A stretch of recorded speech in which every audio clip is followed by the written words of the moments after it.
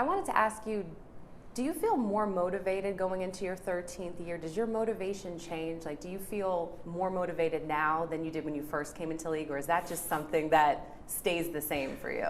My motivation has been consistent since I started playing basketball.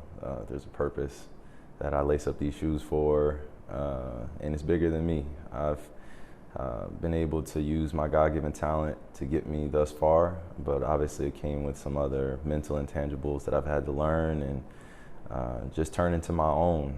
So every season is a new start, but I also know I'm just building on the equity of the legacy that I've been building since I've started this.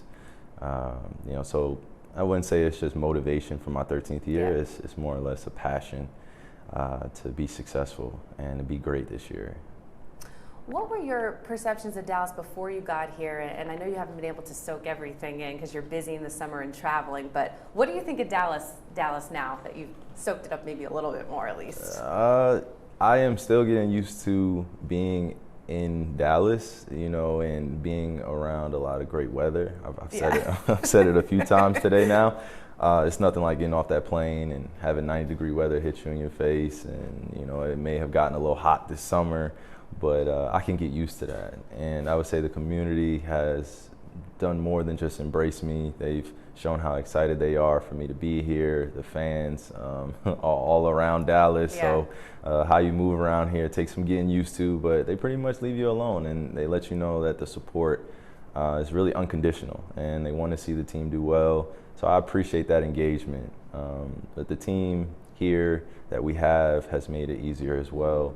They have been honest, and they have been loving, and they've also been very centralized, focused on basketball and being the greatest that we can be. So it's all the pieces are coming together, and I feel good about it. I know you talked a lot about this, but when it comes to Luka, is it nice that you can kind of just exhale right now? You're traded here February of last season. Everything probably seemed like a whirlwind. Is it nice that you can just enjoy being around each other and enjoy the process of having a preseason and training camp and really get to get to know one another? Yes, it feels incredible, and also we have day one to start on. That was the most important thing that we talked about last year, was just starting on day one, and how we wished we had that time to develop our chemistry and to see how all this was going to work. I command a lot of attention when I'm out there on the floor.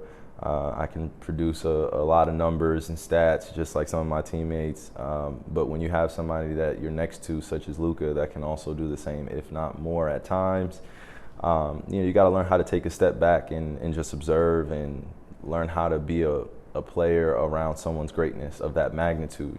And I play with other great players in our league, so I've had the experience, and I know what I'm doing now, and I'm very mature about how I approach every single day. And my focus is just on us peaking at the right time. The regular season is so important, and it's about developing that camaraderie.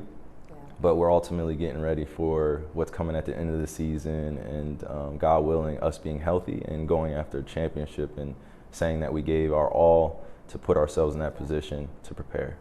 You had so much success in your earlier years, even though you're still young, but with Team USA and Team USA basketball. I'm curious if there's any type of correlation. You guys won World Cup 2014. You won a gold medal in 2016. Yeah. Coach K is your dude from college as well. But you had to manage a lot of different personalities, a lot of different talents as a young floor general, really. Yeah. Is there any of that you can carry over just in terms of your partnership, not just with Luka, but with the rest of these guys too? Because you do have a good mix of veterans and young guys on this team. Yeah, I would say this. Being on all these different teams and having different teammates, it gives you a totally different vantage point on the way you start the experience versus how it finishes.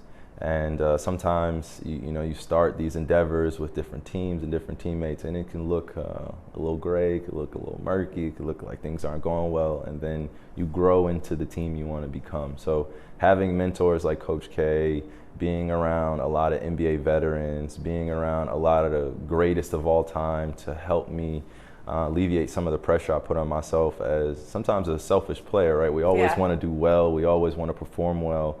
And that's what makes a lot of guys great, is that selfishness. But once you learn how to be selfless while still also being yourself and accomplishing what you want to accomplish, then it's easy to buy in. And that's the position I play now, is teaching other guys how to buy in to being around other people's skill sets, and that goes on the court and also off the court. So getting to know them in a deeper way and learning how to build that trust, that's at the forefront of my mind now, is focusing on our team success, but not skipping the steps in order to enjoy the journey and what it takes to become greater. So that's about it. Your ball handling skills, one of the best that the NBA has ever seen. Thank you. Was there a point when you were growing up that you looked around and were like, you know, I've got something a little bit different from these other dudes around me? Was there a specific point ever where you were like, I'm a little bit different than some of these other guys? Yeah, absolutely. Absolutely. I think that point came for me when I was about 17, 18 years old. I knew I had a chance to make it to the NBA. I didn't know where I was going to be chosen. I wasn't, you know, the top. I wasn't the number one guy, the number one ranked player in high school. I was around top 5.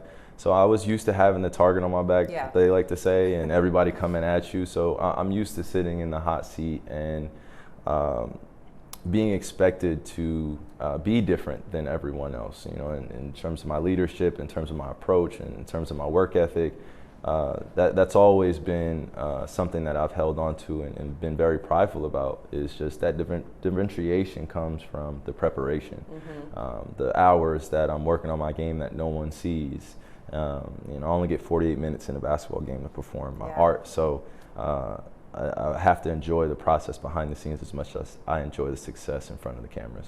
I know you're someone that doesn't care about outside perception or things like that, but you're also human like the rest of us. How are you able to block out noise when different things are being said about you? And is there any misconception about you that bothers you at all when you hear things? I would say just being involved in this group of celebrities and famous people, it's a little awkward at this point in my life, just because of how spiritually connected I am and aware of my position in this world.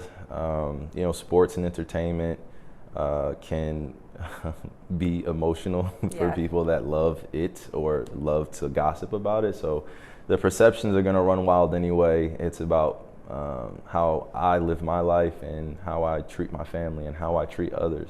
That's ultimately what I'm going to be remembered for. So the awards are great, the fandom is great, the hoopla, as they like to say, is great, but I don't necessarily want the attention. I really just want to focus on doing my job at the highest ability.